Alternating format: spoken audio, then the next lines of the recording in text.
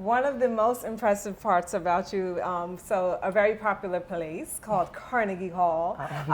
This young lady has had the pleasure of stepping onto that stage. So the question was always, how do you get to Carnegie Hall? And the answer to that is practice, practice, practice. So she's ready. She's been ready. She's been there, done that. So how did you land that opportunity? Yeah, so really and truly, been there, done that is literal in the sense that that was part of the things that I was doing as a child growing up. Like I was in like the Summer Arts Institute, which is this program.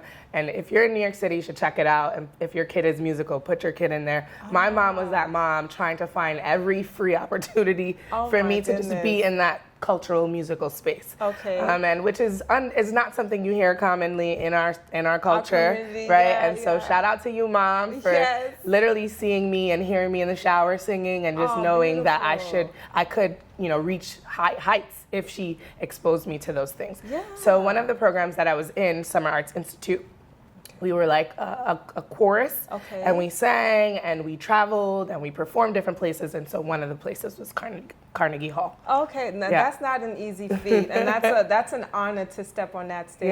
I haven't made it there yet. So wonderful. So tell me a little bit about your influences. You did say that you listen to a lot of different genres, but who specifically are some of the ones you look up to? Who inspires you? It's tough to say who do I look up to, just because I don't know that I look up to many, but I do look out to many, and I think it's important to say that just because I'm inspired by my musical colleagues, people like Ella Mai, her, Jasmine Sullivan, like these are like our modern day Sade's, our modern day Laurens, you know what I'm saying? So again, a mixture of my mom, again, she came here and my mom always had music on, and so I would listen to her play Sade. And so I was listening to that kind of music from early on, and I think I was really moved by just the chillness of it and just the ability to hear the voice carry in those like genres and like neo soul. And then of course, I'm in Brooklyn, we in Flatbush. I know you There's can't, reggae, there's soca. Like it's hard not to get sucked into all those different musical spaces because that's what we hear all day. That's what we hear all day. So what gets your pen going?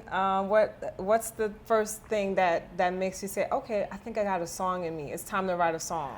Yeah, I think, and this is where the journalism comes in, right? Because as a journalist, or just all the training that I got in school from that, I've literally mastered how to become a storyteller.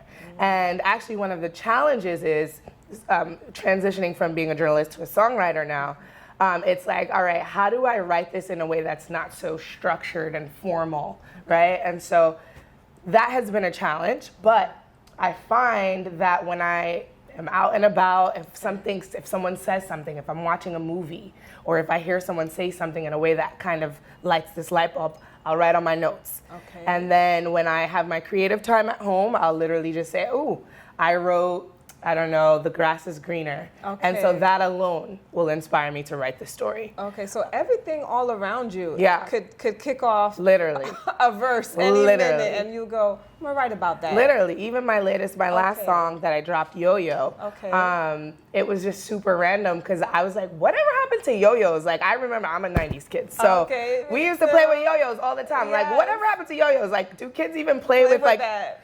So then I just started with one word, yo-yo. And then next thing you know it, I have this whole song out of yo-yo. So my goodness. I literally do it for fun. I love it. So would you say it comes easy to you? And once you start, do you finish it? Or do you ever have to put something down, like, I'll come back to that? Because I write poetry, and so I have to finish it. Otherwise, the moment is gone. If I come back to it tomorrow, it'll be a totally different poem. Oh yeah, 100%. I get that. That's definitely a challenge for me, finishing, just because sometimes I'm just like, oh, this is just a quick moment. So I'll expand on it. I have this song that I started at the beginning of quarantine, and then I didn't finish it until like this year.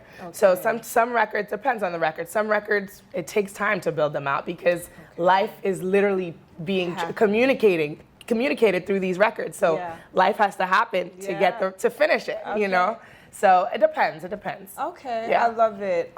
So I do know you're taking a a specific hibernation period to hone into to give birth to some new things. Yes. You're cooking up some stuff and we am. are waiting. So can you give us a little idea of what we might be able to expect soon? Yeah, sure. It's definitely different. Different in the sense that all the singles I've been putting out, I think, was like my attack on like commercial, like what's hot. Okay. And not to say that I didn't see myself in those records, but when you meet me and know me, you'll know that, like, yes, I like to have fun, but that's like on the weekends. Ah, okay. Like Monday to Friday, I'm super chill, super down to earth, and I feel like the new music I'm working on is really reflective of that. Oh, okay. Yeah. Well, that's necessary. Yeah. We're gonna come right back and we're gonna go a little bit deeper. Yeah, let's do that.